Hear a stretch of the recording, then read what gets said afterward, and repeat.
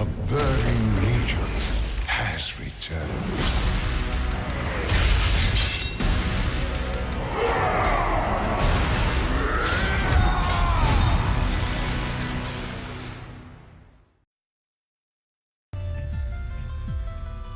Hi, this is Dan Adelman, the half of Thomas Happ Games that isn't actually Thomas Happ.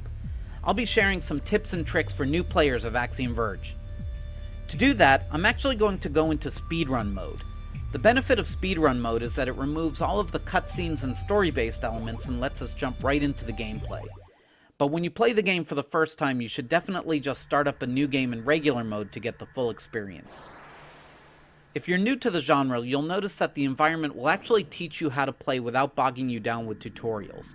For example, you'll notice that the path to the right is blocked, which lets you know you sometimes need to go left. This, by the way, is an homage to Metroid, which starts off the same way. Definitely keep an eye out for these environmental cues.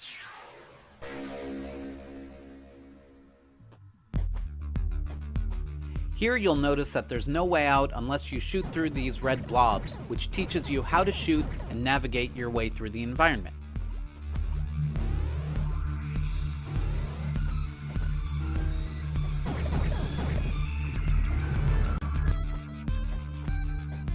One thing I notice when watching new players is that they die quickly when they just try to run through the environment. Almost every enemy you encounter can actually either be avoided completely or destroyed from a position where you can hit them, but they can't hit you. I recommend taking your time as you go through the different rooms and see if you can find a plan of attack that will keep you safe.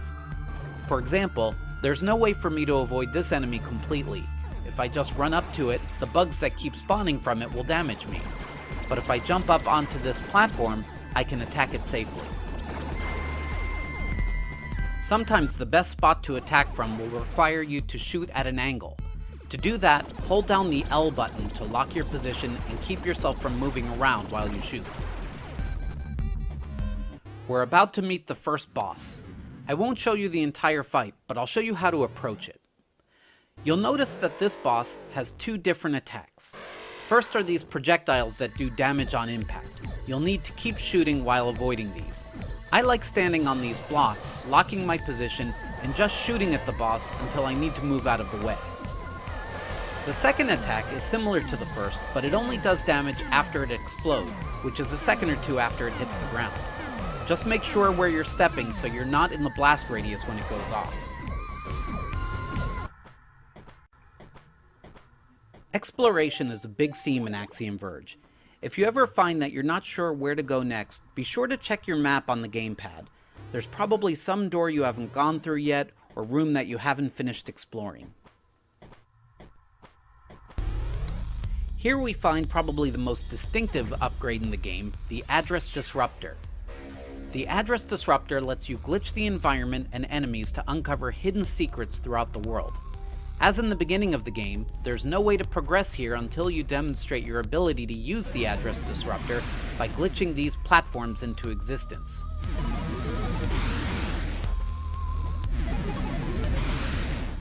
Every creature in Axiom Verge can be glitched.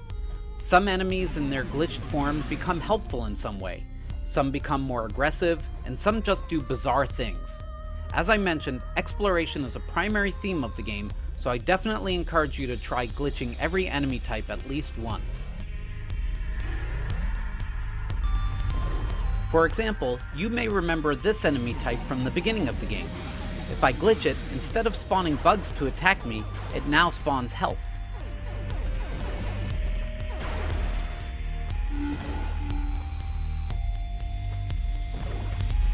Glitching these round pink guys makes them able to break through walls, which will allow you to get access to a hidden power-up.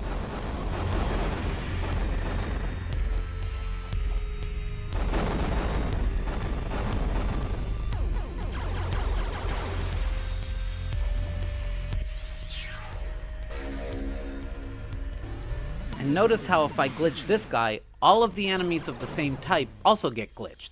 And if I destroy one, I destroy them all. These are just some of the ways that exploration and experimentation will aid you on your mission. This has been Dan Adelman from Thomas Happ Games, and I hope you enjoyed these tips and tricks for Axiom Verge.